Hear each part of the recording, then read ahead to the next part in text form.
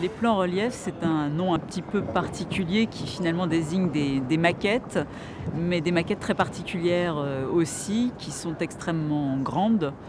Pour la plupart, les plus petites qui sont présentées ici font environ 4 mètres carrés et la plus grande fait 160 mètres carrés.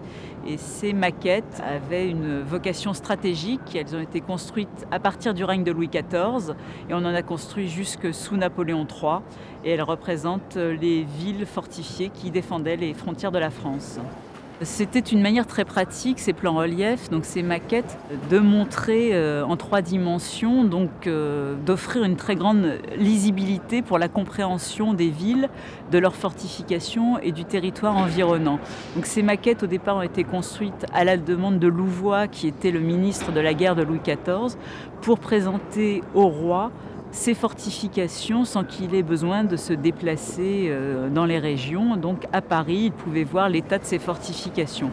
Louis XIV savait très bien lire les cartes, mais c'est vrai que c'était beaucoup plus simple de les voir en 3 dimensions.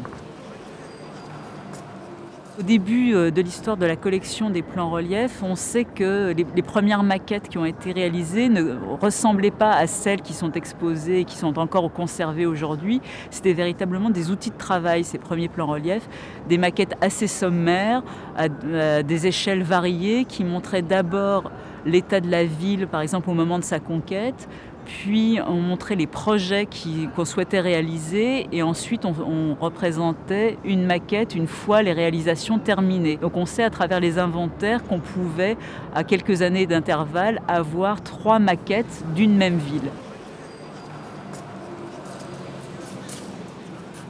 Ce qui est particulier avec les plans reliefs, c'est que jusqu'en 1758, tous les plans reliefs étaient fabriqués dans les villes que l'on représentait. Et après, on les acheminait jusqu'à Paris pour les montrer au roi. Et ce n'est qu'à partir de 1758 qu'on a créé un atelier de fabrication en lien avec la collection, donc d'abord au Louvre, puis aux Invalides, à partir du moment où en 1777, la collection des plans reliefs a été déménagée aux Invalides.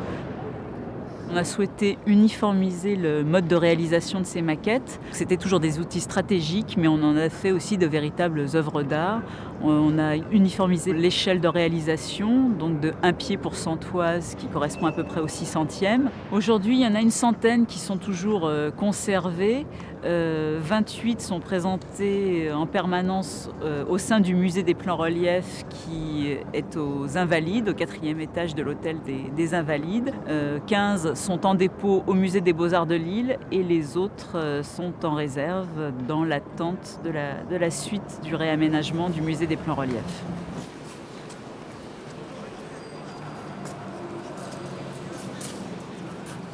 Cette thématique de l'histoire de l'évolution des frontières a été choisie comme fil conducteur de cette exposition.